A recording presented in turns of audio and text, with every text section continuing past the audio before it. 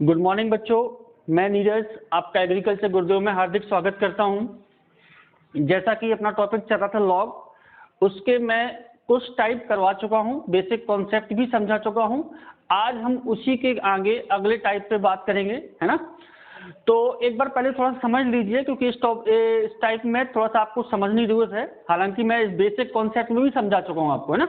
फिर भी एक बार देख लो। आप देखना, लॉग मान लो कुछ लिखा है 3.256, ये अगर यहाँ पे डेसिमल लगा है तो मैं बता चुका हूं कि डेसिमल या दशमलव के इस तरफ वाली क्या कहलाता है तुम्हारा पूर्णांश।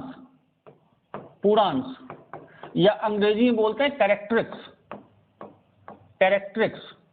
और दशमलव के इस तरफ वाला कहलाता है अपूर्णांश। अपूर्णांश या अंग्रेजी में बोलते हैं मैंटिशा। मैं इसलिए बता रहा हूं कि यहां पर इसकी जरूरत पड़ेगी, है ना। तो दशमलव के इस तरफ वाला जो भी लिखा होता है वो कहलाता है पूर्णांश, और दशमलव के उस तरफ जो लिखा होता है वो कहलाता है अपूर्णांश। पूर्णांश को अंग्रेजी बोलते हैं कैरेक्टरिक्स और इसको बोलते हैं मैंटिशा। क्लियर। अब देखो, फिर से देखो, दशमलव के इस तरफ जितने अंक होते हैं, दशमलव के इस तरफ जितने अंक होते हैं, मान लो लिखा है 32.56 लिखा है, तो अगर संख्या 1 से बड़ी है तो दशमलव के इस तरफ जितने अंक होते हैं उससे एक कम पूर्णांश होता है। तो इसका पूर्णांश कितना हो जाएगा? 1। क्यों? कि दशमलव के इस तरफ कितने अंक हैं? 2 अंक है ना, एक ये। तो जितने भी अंक होते हैं उससे एक कम पूर्णांश होता है। क्लियर। और अगर संख्या 1 से छोटी है तो उसमें 0 लिखते हैं। 0 मान लो लिखा है 358, यहाँ पे दशमलव लगा है। अब संख्या 1 से छोटी है तो दशमलव के इस तरफ जितने 0 होते हैं उससे एक ज्यादा पूर्णांश होता है। तो यहाँ पर पूर्णांश कितना हो जाएगा? कितने 0 हैं? 3। तो पूर्णांश कितना हो जाएगा? 4। लेकिन इसको क्या लिखते हैं? नेगेटिव में लिखते हैं। अच्छा, -4 लिखेंगे या फिर ऊपर ऐसा बार लगा देते हैं, तो दोनों का मतलब सेम है। या तो -4 लिख दो या 4 के ऊपर बार लगा दो। तो आपको 2 चीजें सीखनी है कि अगर संख्या 1 से बड़ी है, ये क्या संख्या है? 1 से बड़ी संख्या है, तो दशमलव के सब अंक गिनेंगे, अंक डिजिट काउंट करेंगे। जितनी डिजिट होती हैं उससे एक कम पूर्णांश होता है, एक कम।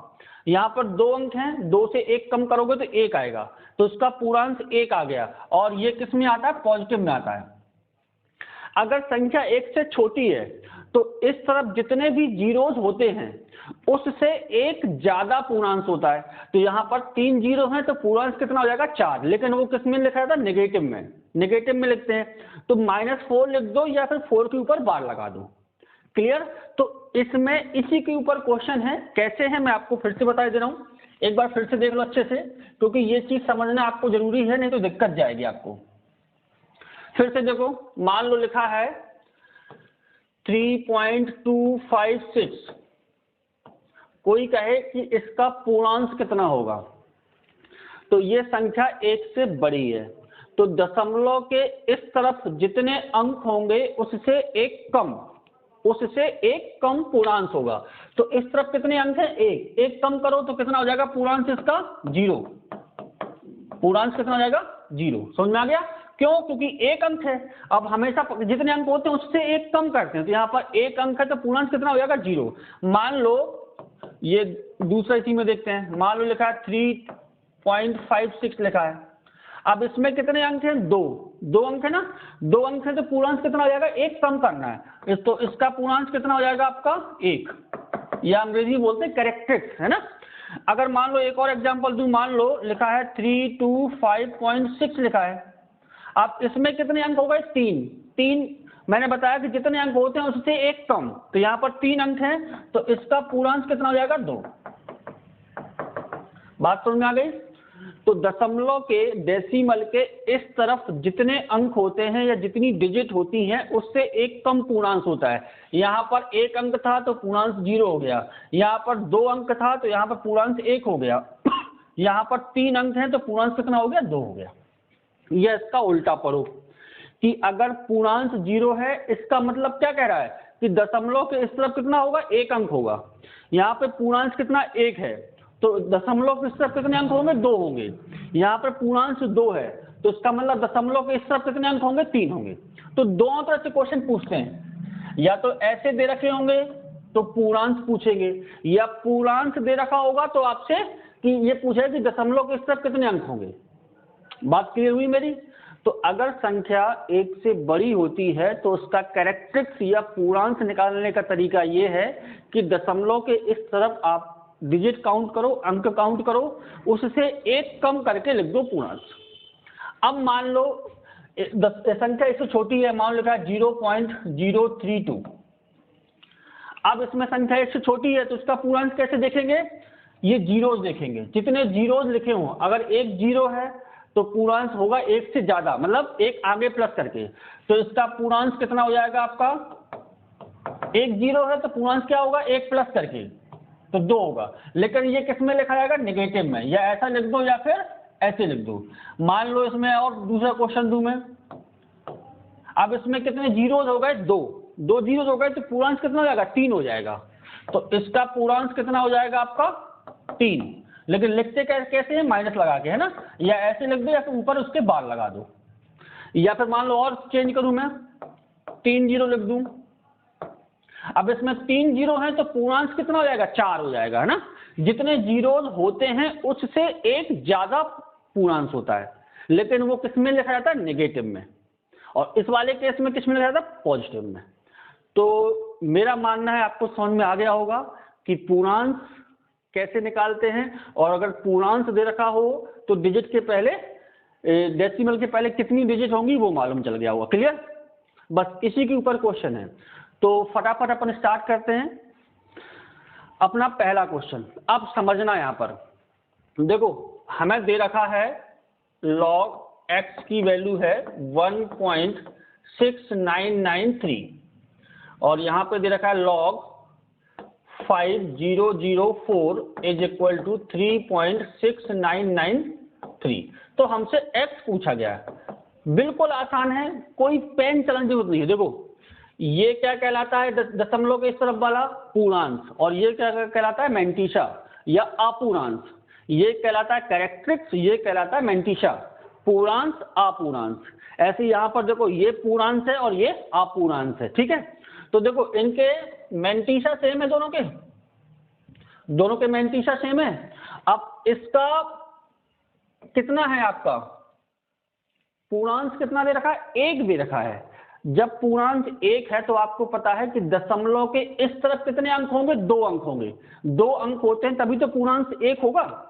तो हमें 5004 पे लगाना है, कहाँ पे डेसिमल लगेगा, आपको पूर्णांश 1 लेके आना है, और पूर्णांश 1 तभी होगा जब दशमलव के इस तरफ कितने अंक होंगे, 2 अंक होंगे।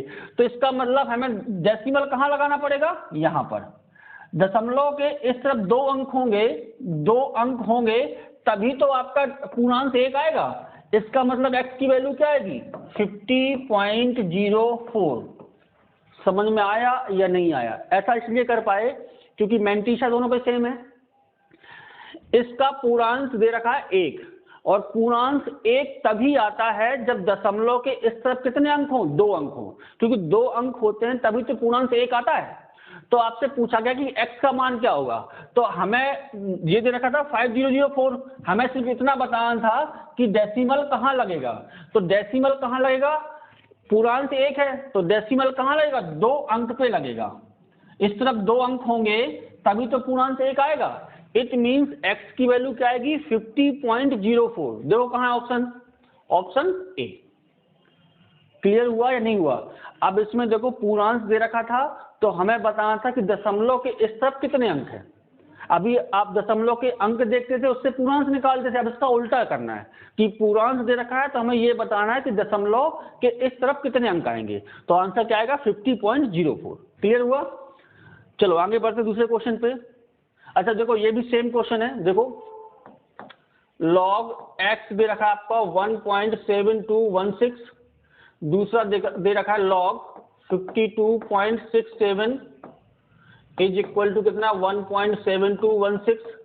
इसमें भी देखो मैंटीशा सेम है आपके, और पूर्णांक कितना दे रखा है? 1। पूर्णांक जब 1 दे रखा है तो दशमलव के इस तरफ कितने अंक होंगे? 2 अंक होंगे। तो आपका क्या दे रखा है? 5267। तो हमें कहां पे लगाना पड़ेगा डेसिमल? क्योंकि पूर्णांक 1 लेकर आना है। पूर्णांक 1 तभी आएगा जब दशमलव के इस तरफ कितने अंक होंगे? 2। तो इसका मतलब दशमलव मुझे कहां लगाना पड़ेगा? 50 यहां पर।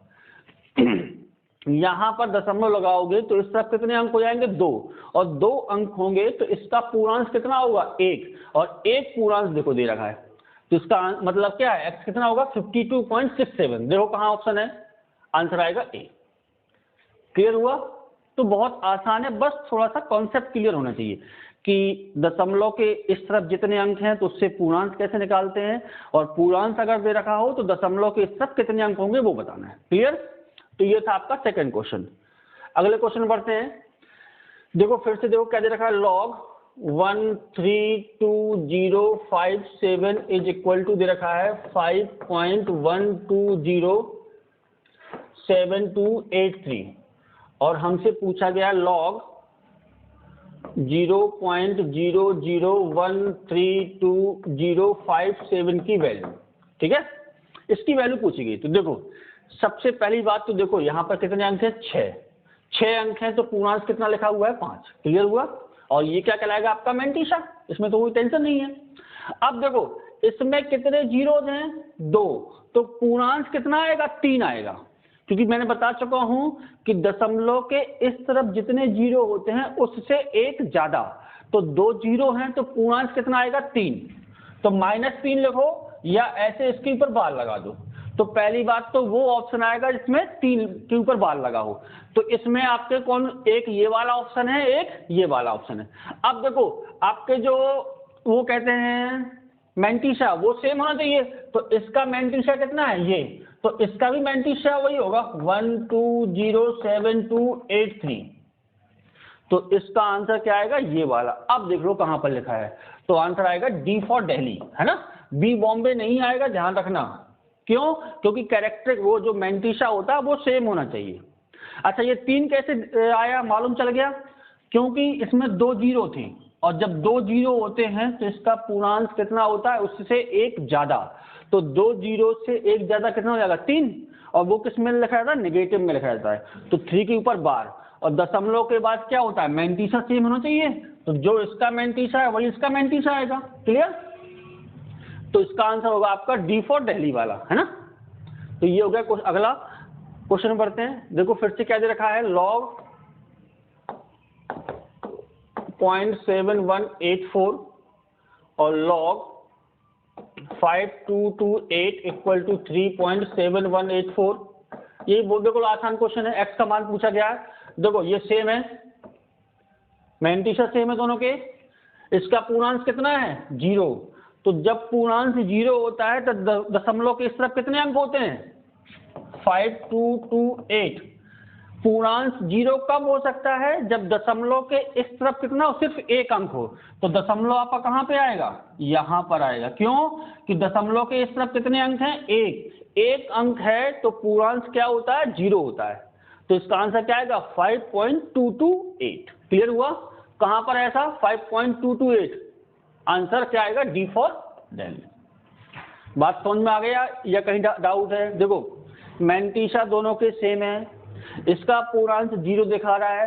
पूर्णांक 0 तभी आता है जब दशमलव के इस तरफ कितना अंक हो? एक अंक हो। एक अंक होता है तभी तो पूर्णांक 0 आता है। तो दशमलव के इस तरफ एक अंक, तो मतलब दशमलव कहां पे लगाना पड़ेगा? डेसिमल यहाँ पे। तो इसका आंसर क्या आएगा? 5.228 वो लिखा हुआ। क्लियर? अगला क्वेश्चन बढ़ते हैं। x का मान जब log x इक्वल टू कितना दे रखा हो?